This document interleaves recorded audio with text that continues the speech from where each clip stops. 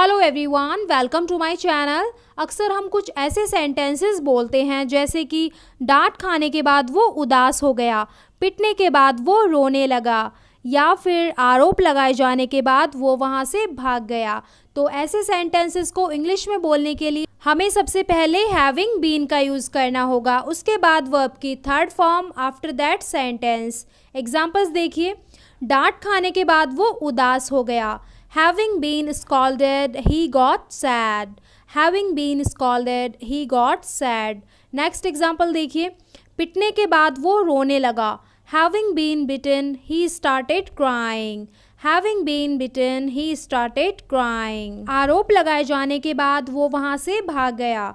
Having been accused, he ran away from there. थप्पड़ खाने के बाद वो चुपचाप बैठ गया। Having been slapped, he sat quietly. Insult होने के बाद उसने वो नौकरी छोड़ दी। Having been insulted, she left that job. Having been insulted, she left that job. और अगर हम having के बाद वर्ब की थर्ड फॉर्म का यूज़ करें, यानी कि बीन को बीच में से हटा दे, तो फिर सेंटेंस का सेंस एकदम अलग हो जाएगा। जैसे कि खाना बनाकर मम्मी बाजार चली गई, तो इसे हम इंग्लिश में कहेंगे Having cooked food, mom went to market. इस तरह से यहाँ पे हम हैविंग के बाद कुक की थर्ड फॉर्म कुक्ड का यूज़ करेंगे और सेंटेंस का सेंस भी एकदम अलग हो जाएगा। नेक्स्ट एग्जांपल देखिए। स्कूल से आकर मैंने थोड़ा रेस्ट किया। Having come back from the school I took rest for a while. Having come back from the school I took rest for a while. Mumbai पहुँचकर मैंने उससे बात की। Having reached Mumbai I talked to हर।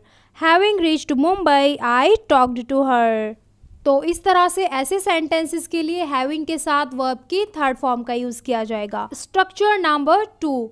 और जब भी हम कुछ ऐसे सेंटेंसेस बोलते हैं जैसे कि जब भी मैं बोलूँगा तुम्हें ये करना पड़ेगा, जब भी आपको मदद की ज़रूरत हो आप बेझिझक हमसे बोल सकते हैं, या फिर जब कभी तुम उससे मिलो इस बारे में पूछना।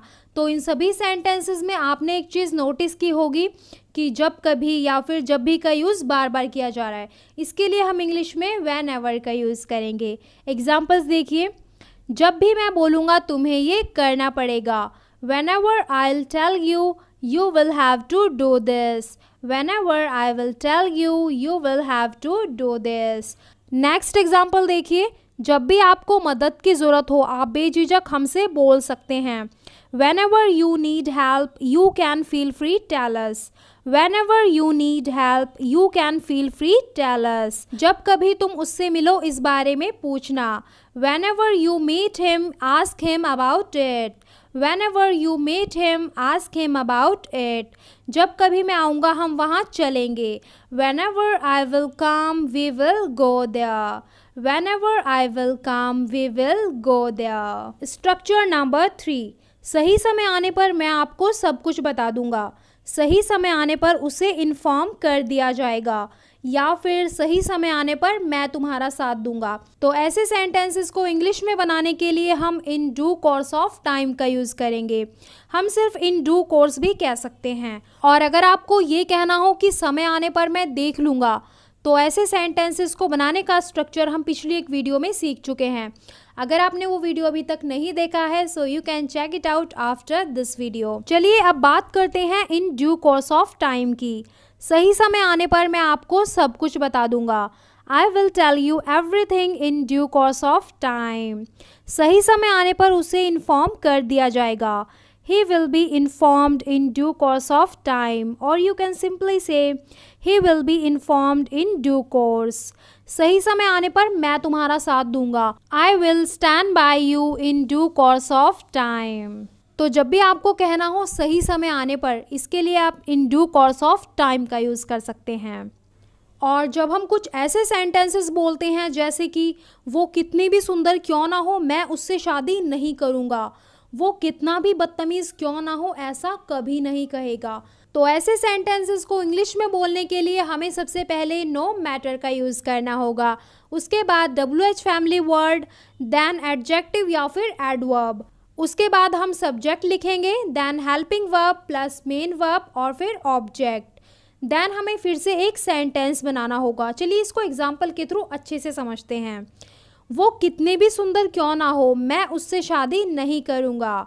No matter how beautiful she is, I will not marry her. No matter how beautiful she is, I will not marry her. Next example देखिए, वो कितना भी बदतमीज़ क्यों ना हो, ऐसा कभी नहीं कहेगा। No matter how insolent he is, he will not say such a thing. No matter how insolent he is, he will not say such a thing. आपकी उम्र जो भी हो, आप इंग्लिश बोल सकते हैं। No matter what your age is, or you can say no matter how old you are, you can speak English. तो ये थे हमारे आज के स्ट्रक्चर। अब कुछ सेंटेंसेस आपको होमवर्क में दिए जा रहे हैं, इनका आंसर आपको नीचे कमेंट सेक्शन में लिखना है। और आज का हमारा पहला वर्ड है वीकन, जिसका मतलब होता है कमज़ोर करना। नेक्स्ट वर्ड है रिफ्ट, जिसका मतलब होता है दरार। That's all for today. I hope you like this video. If yes, then don't forget to like, subscribe and share. See you in the next video. Till then, take care, bye bye.